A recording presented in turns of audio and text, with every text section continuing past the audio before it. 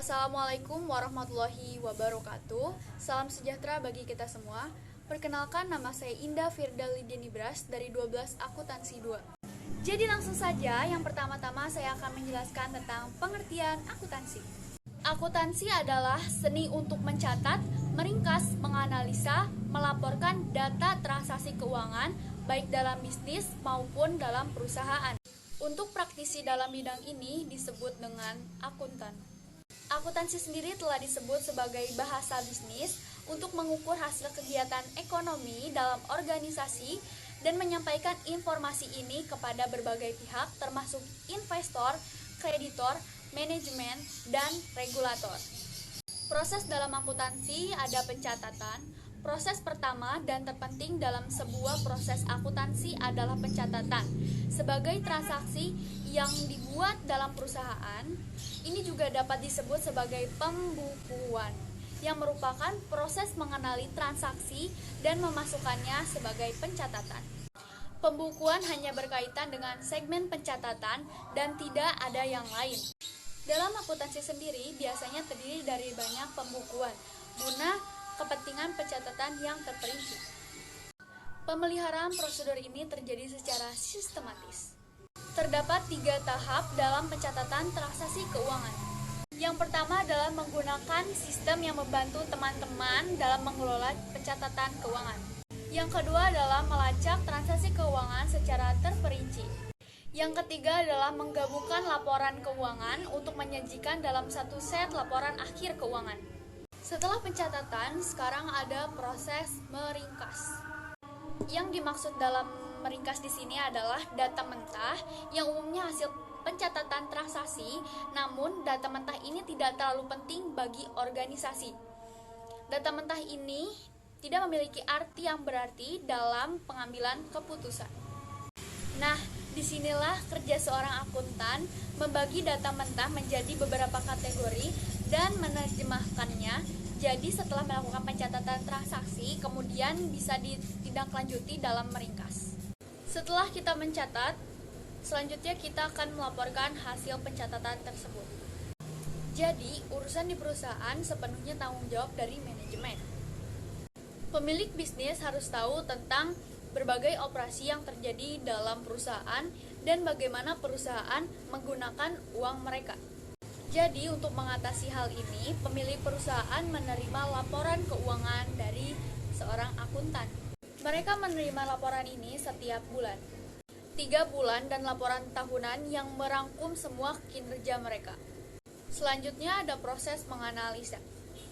Pada akhirnya, menganalisa adalah akhir dari setiap proses yang teman-teman lakukan. Setelah merekam dan meringkas, sangat penting untuk menarik kesimpulan dalam sebuah bisnis. Manajemen bertanggung jawab untuk memeriksa poin positif dan poin negatif. Oleh karena itu, untuk menganalisa semua ini, akuntansi memperkenalkan konsep perbandingan. Membandingkan laba, penjualan, ekuitas, dan sebagai satu lainnya untuk menentukan dan menganalisis kinerja, mengambil keputusan, dan membuat pertumbuhan satu organisasi bisnis. Adapun dasar-dasar akuntansi sebagai berikut. Dalam mempelajari akuntansi, teman-teman harus paham dengan istilah ALOE. A-L-O-E. ALOE. Jangan bingung, ini bukan istilah tanaman. Jadi, ALOE adalah istilah yang memiliki peranan penting dalam dunia akuntansi dan pemahaman tentang seluruh pengertiannya. Nanti saya jelaskan tentang pengertian ALOE. Jadi, A ini artinya adalah aset, dan kalau di dalam bahasa Indonesia sama juga artinya adalah aset. L ini adalah liability, yang artinya adalah kewajiban. Dan selanjutnya adalah OE atau owner liability, yang artinya adalah ekuitas pemilik. Ini adalah konsep dasar dari akuntansi. Pemahaman dasar akuntansi juga berlaku seperti ini. Jadi aset sama dengan kewajiban ditambah ekuitas pemilik. Jadi saya juga akan menjelaskan arti dari setiap istilah yang terdapat pada istilah ALOE ini. Yang pertama adalah aset. Aset adalah barang-barang milik kita dan kita adalah pemiliknya. barang-barang ini sesuai dengan nilai dan dapat memberikan kita sebagai imbalannya. Contoh dari aset ini adalah mobil dan rumah. Yang kedua ada liability, jadi apapun yang kita miliki atau teman-teman miliki adalah kewajiban. Bahkan pinjaman yang Anda ambil dari bank untuk membeli aset itu adalah kewajiban. Yang selanjutnya adalah owner's equity. Jadi jumlah uang tunai yang diinvestasikan seseorang dalam suatu organisasi adalah ekuitas pemilik.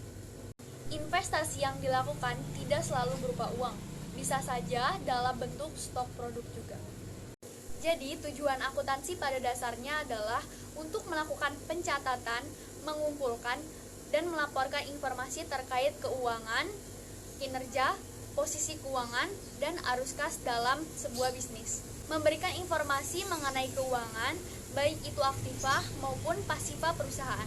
Ada pula macam-macam bidang akuntansi. Yang pertama adalah akuntansi keuangan. Akuntansi keuangan berfokus pada pelaporan informasi keuangan organisasi kepada pengguna informasi eksternal seperti investor, calon investor, dan kreditor.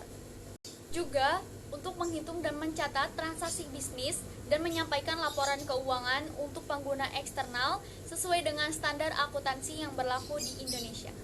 Yang kedua adalah akuntansi manajemen.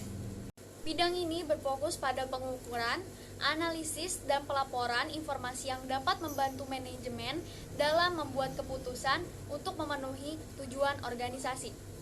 Dalam akuntansi manajemen, tindakan dan laporan internal didasarkan pada analisis biaya manfaat dan tidak diharuskan untuk mengikuti standar akuntansi di Indonesia.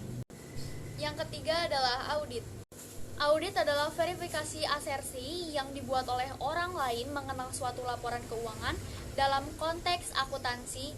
Audit juga berarti akuntansi pemeriksaan yang tidak memihak dan evaluasi laporan keuangan dalam suatu organisasi yang berupa layanan profesional yang sistematis dan konvensional. Lalu ada sistem informasi akuntansi, akuntansi pajak, dan akuntansi profesi. Sekian presentasi tentang jurusan akuntansi. Mohon maaf bila ada kesalahan kata. Wassalamualaikum warahmatullahi wabarakatuh.